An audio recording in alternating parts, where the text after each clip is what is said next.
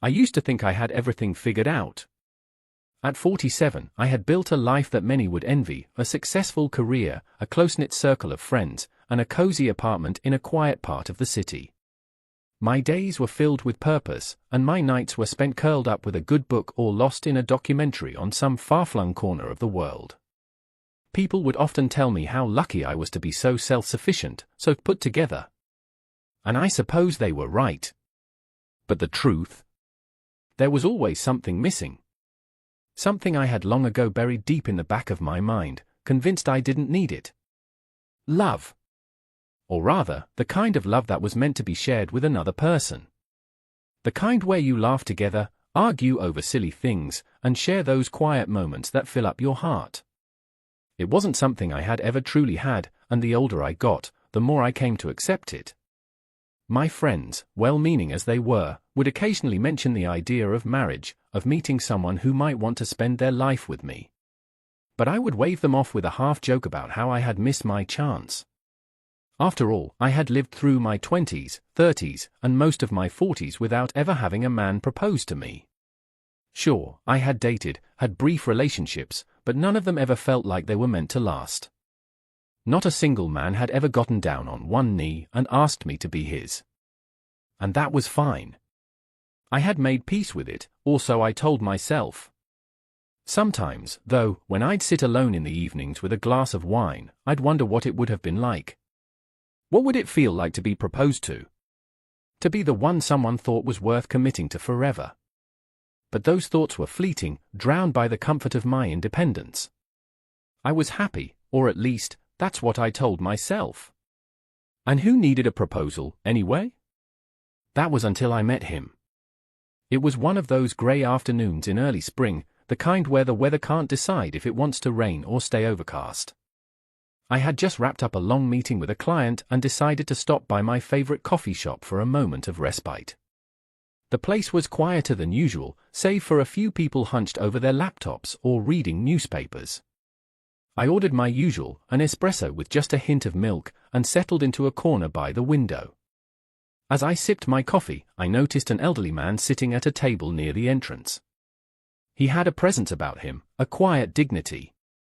His salt and pepper hair was neatly combed, and his hands rested on a cane beside him. He caught my eye and offered a warm smile.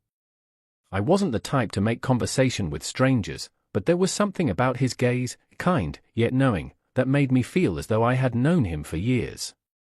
He spoke first, as if reading my hesitation. "It's rare to see someone enjoy their coffee in peace these days," he said, his voice smooth and gentle. I smiled back, surprised by his sudden openness. "I find it's the best part of the day," I replied, setting my cup down. "The quiet before the world gets too loud." His eyes twinkled, and for a moment, I was struck by how much life seemed to still be in him. "Ah, yes," he said thoughtfully, "the quiet before everything rushes in. I've lived long enough to appreciate those moments." I felt the weight of his words settle on me, and I couldn't help but glance at him more closely. His face was lined with age, but it wasn't the wrinkles that caught my attention. It was the warmth in his expression, the way his eyes seemed to tell a story of a life well lived, full of memories. We continued to chat for a while, exchanging pleasantries about the weather, the city, and the subtle changes we'd noticed over the years. His name, he told me, was Thomas Whitaker, and he had lived in the neighborhood for most of his life. He spoke of his late wife with such tenderness that I couldn't help but feel a pang in my chest. There was a softness to his words, a respect for the love they had shared that made me wonder if I had ever truly known love in that way. "Her name was Margaret," he said, his eyes distant for a moment as though lost in the past. "She was everything I ever needed, and more. I was lucky to have had her for so long." I watched him carefully, unsure of what to say. How do you respond to something so heartfelt? How do you comfort someone whose grief is still so raw, even after all these years? But Thomas didn't seem to need comfort. His voice grew steady again as he smiled at me. "It's funny," he said, "how life can surprise you. I've lived through all kinds of adventures, but the most unexpected one was finding someone like you, sitting here alone in this coffee shop, enjoying the quiet." I wasn't sure how to react, but there was something in his tone that made me feel as if he was saying more than he let on. The conversation shifted after that, but the warmth in his words lingered with me long after I left the shop. There was something about him, something that made me feel both at ease and strangely vulnerable. Later, as I walked home, I caught myself wondering about him, about Thomas Whittaker, the man who had lost his wife, yet still carried so much love in his heart. And maybe, just maybe, there was something in him that I hadn't expected to find, a reminder of what it meant to truly connect with someone, not just in passing but in a way that left a mark. Maybe I had been wrong to think I didn't need love. Maybe love wasn't something to wait for, but something that could find you when you least expected it. And yet, as I thought about him, I couldn't shake the feeling that this was just the beginning of something far more complicated. Over the following weeks, Thomas and I met several more times. The encounters were always pleasant, always filled with casual conversation, and yet there was an underlying warmth between us that I couldn't ignore. The more I learned about him, the more I found myself drawn to him, not just because of his kindness, but because of the quiet strength that radiated from him. He spoke often of his late wife, Margaret, and how their life together had been full of love and adventure. It was clear that he had lived a full life, and yet there was something about the way he spoke of her that made it impossible for me not to feel a sense of yearning, both for the love they had shared and for the love I had never known. One evening, he invited me to his home for dinner. He insisted it would be a simple meal, nothing fancy, but there was a warmth in his invitation that I couldn't resist. I agreed, telling myself it was just another friendly dinner between two people who had come to appreciate each other's company. But deep down, I wondered if this evening might change things between us. His house, a small but charming cottage on the edge of town, was just as warm as his personality. Inside, there were bookshelves lined with old novels and photographs of him and Margaret, images of a life lived in tandem, full of shared moments, adventures, and what looked like an enduring love. I found myself fascinated by these snapshots, these windows into a life I could never quite fathom. Dinner was simple but delicious, and we spent the evening talking as if we had known each other for decades. The conversation flowed easily, as it always did, but I sensed there was something different in the air that night. As the evening wore on, Thomas grew quieter, more contemplative, and I couldn't help but feel that he was gathering his thoughts, preparing to say something important. When the last of the dishes were cleared away, he sat back in his chair and fixed his eyes on me. "Grace," he began, his voice steady but laden with emotion, "I have spent many years alone since Margaret passed. I won't pretend it hasn't been difficult. But over time, I've learned to accept the quiet, to learn from it. And during these past few months, I've realized something important." I felt a flutter in my chest, unsure of what was coming next. His words were slow, deliberate, as if each one carried weight. "You've brought something into my life that I didn't expect," he continued. "Something I thought I'd lost forever. And I can't help but wonder if you might be willing to share the rest of my life with me." I froze. The words hung in the air, their significance settling on me like a heavy blanket. He wasn't asking for a casual dinner companion or a fleeting friendship. No, Thomas Whittaker, in his late 70s, was asking me, Grace Evans, in my late 40s, to marry him. For a moment, I couldn't breathe. I felt my pulse quicken, my mind racing to process what had just happened. My eyes searched his face, looking for any hint of insincerity, but all I found was something I hadn't expected: sincerity. His expression was gentle, his eyes kind yet vulnerable. He wasn't desperate. He wasn't looking for someone to replace his late wife. He was simply asking. "I know we're not young anymore," he added, his voice softer now. "And I don't expect you to make a decision right away. But I wanted to ask, because I can't imagine spending the rest of my days without you." The weight of his words struck me like a wave, pulling me under before I could even process the full extent of what was happening. I admired Thomas deeply, I truly did. His kindness, his wisdom, the way he spoke of Margaret with such reverence, it all spoke to the kind of man he was. But marriage? At this stage in my life? The idea seemed both absurd and, at the same time, strangely comforting. It was as if he had given me the rarest of gifts, someone who, in his own way, wanted to give me the love I had never thought I needed. But was I ready for this? Was I prepared to share my life with a man who had already lived so much of his? And more importantly, did I want to be the person who filled the space left by Margaret? Was I just a substitute, someone who could never measure up to the love he had already known? The questions flooded my mind faster than I could answer them. And that's when the doubt crept in, quiet at first, but quickly growing louder. What if I'm settling? I asked myself. What if this is not the kind of love I've been waiting for? I looked at Thomas, who was waiting patiently for my answer, his expression earnest yet gentle. I wanted to say something, to reassure him, to explain that I was just as moved by his words as he was by mine. But the truth was, I didn't know what to say. I wasn't ready. Not yet. I need time to think about this, I said softly, my voice barely above a whisper. I'm flattered, Thomas, more than you could know. But I'm just not sure. He nodded, understanding, his face shadowed with a hint of sadness. Of course, Grace. I understand. Take all the time you need. That night, I went home in a daze. I replayed his words over and over in my head, trying to make sense of them. How could I not be flattered?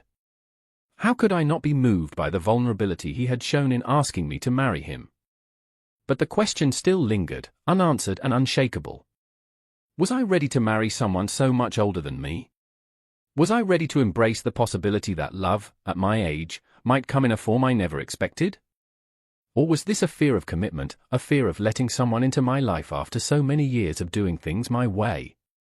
The answers didn't come easily, and as the days passed, I found myself losing sleep over it. I wasn't just weighing the idea of marrying Thomas, I was weighing the very idea of love itself.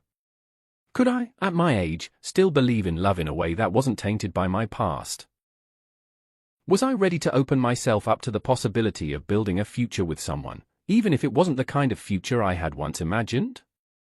I spent sleepless nights torn between two very different sides of myself, the woman who had built a life on her own and the woman who had never truly stopped yearning for something more.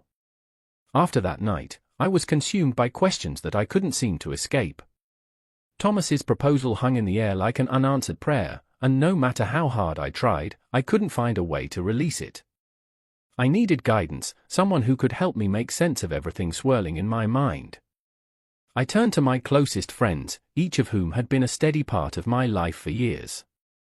They had witnessed my ups and downs, my career changes, my moments of joy, and my periods of solitude. They knew me well enough to understand the depths of my struggle, and they also knew that, for the first time in a long time, I was facing something that felt both unfamiliar and monumental. Cara, who had been my best friend since college, was the first to respond. She'd always been the spontaneous one, the one who threw caution to the wind and lived life as if there were no tomorrow. When I told her about Thomas's proposal, she was enthusiastic, her voice practically sparkling with excitement. "Grace," she said, "this is exactly what you've been waiting for, real love. It doesn't matter how old you are, or how much time you've spent on your own. If you feel something for him, go for it. You deserve happiness, and sometimes, that means taking chances. Don't let age or doubt stop you. Follow your heart." Her words should have comforted me, but instead, they left me more unsettled. Cara had always seen life as an adventure to be embraced fully, without hesitation. But could I really take her advice? Could I follow my heart, a heart that had been independent for so long? I felt like there was something I was missing, something deeper than the surface of her words. I needed to hear another perspective, so I called Emily, my longtime friend who had always been more cautious. She was the voice of reason, the one who would stop me from rushing into things. When I shared the news with her, her response was measured, thoughtful. "Grace, I know you, and I know that you've built a life for yourself on your own terms. I think that's something to be proud of. But I also think you owe it to yourself to really think this through. Don't rush. Take your time. Consider whether this is what you truly want, or if you're simply afraid of being alone. Marriage is a big step, especially at this stage in your life." Her words resonated with me in a way that Cara's hadn't. Emily's caution, her deliberate pace, reminded me of my own desire for clarity.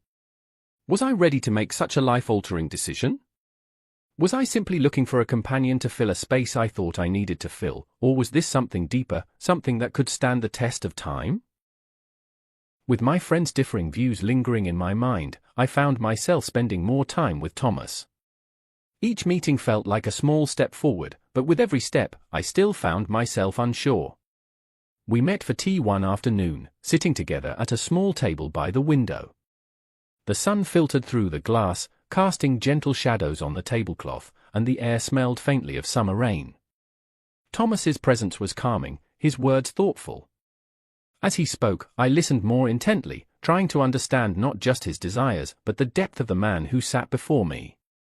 He spoke often of Margaret, of their love, and of the life they had shared. His eyes would light up when he talked about her, and I could see the years of memories playing behind his gaze. He had loved her deeply, and I could tell that she had been the center of his world. "You know, Grace," he said one afternoon, his voice soft and reflective, "I never thought I'd be in this position again. I thought that kind of love was a once-in-a-lifetime thing. And in many ways, I think it was. But life has a funny way of surprising us, doesn't it?" I nodded, unsure of where he was leading, but I could feel the sincerity in his words. "Having you in my life these past few months," he continued, "has given me a new perspective. I'm not asking for anything to replace Margaret, but I do believe that love, real love, can find us in unexpected ways, even later in life. I don't want to rush you, Grace. I just want you to know that I see something in you. Something I've always wanted, someone to share the quiet moments with, someone to cherish." His words were comforting, and for a moment, I felt like he truly understood me. But as much as I appreciated his gentle honesty, I couldn't shake the feeling that I was still grappling with something deeper. I had spent so many years on my own, building a life that I was proud of. But now, standing at this crossroads, I found myself questioning everything I thought I knew about love. Could I really walk into a future with someone who had already lived a full life? Could I see myself with him, knowing that the years ahead of us would be far fewer than the years he had already spent on this earth? More than that, I began to question what love even meant to me. Was I searching for some idealized version of it? The kind of love you read about in books or see in movies, a love that was all-consuming and transformative? Or was I being realistic? Was love truly about connection, companionship, and shared experiences, even if those experiences weren't quite as romantic or grand as I once imagined? I spent hours reflecting on this, replaying moments in my life, wondering if I had missed something important along the way. I thought about the relationships I had had, each one fleeting and never leading to the deep connection I'd longed for. I had convinced myself that I was fine on my own, that my independence was enough. But now, facing Thomas's proposal, I couldn't help but wonder, could I build a real connection with him, even if it wasn't the love story I had once imagined? I didn't have the answers yet, but with every conversation, both with Thomas and with my friends, I was beginning to understand something new about myself. I wasn't just looking for love, I was searching for meaning. And that was a journey that would take more than just a few words of advice or a decision made in haste. The days after my conversation with Thomas felt like I was drifting in a fog. I went through the motions, attending work meetings, meeting up with friends, keeping my routine intact, but inside, it felt like something was unraveling. The clarity I had been searching for was still elusive, and no matter how many times I replayed the conversations, the moments shared with Thomas, I couldn't escape the feeling that I was standing at a precipice, unsure of which direction to take. I needed space. Time to truly reflect on my life, my choices, and my future. So, one morning, I decided to take a walk, just me, the quiet streets of the neighborhood, and my thoughts. The sun was soft, a hazy warmth that spoke of early summer, and the birds chirped lazily from the trees. It felt like the world was holding its breath, waiting for something. As I walked, I let my mind wander through the years. The relationships I'd had, each brief and fleeting, flashed before my eyes. The ones I'd thought would last, but never did. The ones I'd given my heart to, only to have them slip away. The ones I'd let go of because something wasn't right. I had always chased after the idea of love, the kind of romantic partnership that I imagined would fill every corner of my life. But I had never truly experienced the kind of love that transformed, the kind that felt like a perfect match. Instead, I had learned to live with the absence of it. I had convinced myself, over time, that independence was my greatest strength. That I didn't need anyone to complete me, that I was enough on my own. And for many years, I believed it. I had built a life that I was proud of. I had friends I loved, a career I thrived in, and hobbies that filled my spare time. But somewhere, deep down, I knew that I was still longing for something I had yet to find. The companionship, the connection, the shared dreams. I realized, as I walked, that I wasn't afraid of being alone. I had made peace with that. But I was afraid of settling for something less than what I truly desired. And while Thomas's proposal had been kind and genuine, I couldn't ignore the fact that I didn't feel the deep, romantic bond one had always imagined in a partner. He was wonderful, gentle, wise, with a love for me that was palpable. But he wasn't the one, and I didn't want to marry him out of a sense of obligation, or guilt, or a fear of never finding anyone else. I came to a quiet corner of the park and sat on a bench, the soft rustle of leaves in the wind the only sound. It was here, sitting alone, that I had my moment of clarity. I had been seeking love all my life, but not just any love. I was searching for the kind of love that made me feel like I was home. The kind of love that made the world feel right. And I hadn't found it yet. And that was okay. As I sat there, I realized something important: it wasn't enough for me to settle. It wasn't enough to marry for the sake of companionship, or because someone else saw something in me that I didn't fully feel. I needed a love that was built on mutual understanding, shared passion, and deep emotional connection. The kind of love that filled your soul, not just your days. I stood up, taking a deep breath, feeling the weight lift off my shoulders. I was ready to face Thomas, ready to tell him the truth, no matter how difficult it would be. Later that afternoon, we met at a small cafe, the same one where we'd first spoken all those weeks ago. I found him sitting at a table by the window, his hands folded neatly on the table. He smiled when he saw me, but there was a quiet understanding in his eyes, as if he already sensed what I was about to say. "Grace," he greeted me warmly, his voice soft, "I'm glad you could make it. How are you feeling?" I hesitated for a moment, gathering my thoughts. The words I had rehearsed in my mind now felt heavier than I anticipated. I had come to this moment with conviction, but now, in the presence of the man who had been so kind to me, I felt a flicker of doubt. Could I really go through with this? But I had to. For me. I've been doing a lot of thinking, Thomas, I began slowly, my voice steady. And I want to thank you for your patience, for your kindness. For seeing something in me that I wasn't sure was even there. But I've come to a decision. I paused, looking down at my hands, then back into his eyes. I can't accept your proposal. His expression didn't change, though I could see a shadow of disappointment pass through his gaze.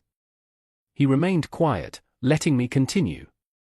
I've realized something about myself, I said. I've spent so much of my life searching for love, for a partnership. But I don't think I've truly found what I'm looking for yet. Not with you, not with anyone else. And I can't marry you out of guilt, or out of a sense of obligation. I need to find my own path, my own journey. One that's not tied to what anyone else expects. Thomas nodded slowly, his hands still folded in front of him. He looked at me for a long time, and then, to my surprise, he smiled. I understand, Grace, he said softly. I never wanted you to feel pressured. I just wanted you to know that you weren't alone. But I can see now that you need more time, more of your own life to live. I respect that. A wave of relief washed over me, as if a great weight had been lifted. I had expected his response to be filled with disappointment, even hurt, but there was nothing but grace in his eyes. His understanding calmed the fears I hadn't even known I had. Thank you, Thomas, I whispered, my voice thick with emotion. Thank you for everything. As I left the cafe, the weight in my chest had finally lifted. I hadn't found the love I was searching for yet, but I had taken a step toward understanding myself, toward embracing the truth of what I needed in life. And that was enough for now. In the weeks following my conversation with Thomas, I had moments of reflection that were both challenging and liberating. Turning down his proposal had been far from easy. The weight of that decision lingered for a while, like a slow-moving fog that refuses to lift. But as the days passed, I began to notice something subtle but profound: peace. Not the absence of all doubt, but the quiet confidence that comes with doing what felt right for me, even if it was difficult. I had often thought of love as something that, once it arrived, would solve all the uncertainties in my life. That finding the right person would somehow complete the puzzle I'd spent so many years working on. But in the aftermath of everything with Thomas, I realized something different. Love wasn't the answer to everything. It wasn't the key to unlocking the fullness of life. For the first time in my life, I felt as though I had taken full responsibility for my own happiness. I wasn't waiting for someone else to make me whole, nor was I clinging to the notion of love because it was a societal expectation. I had carved out a life that was meaningful, rich with friendships, fulfilling work, and the deep sense of peace that comes with truly understanding yourself. As much as I had once longed for that fairy tale romance, the kind that swept you off your feet and made everything seem brighter, I realized I had something just as valuable, if not more.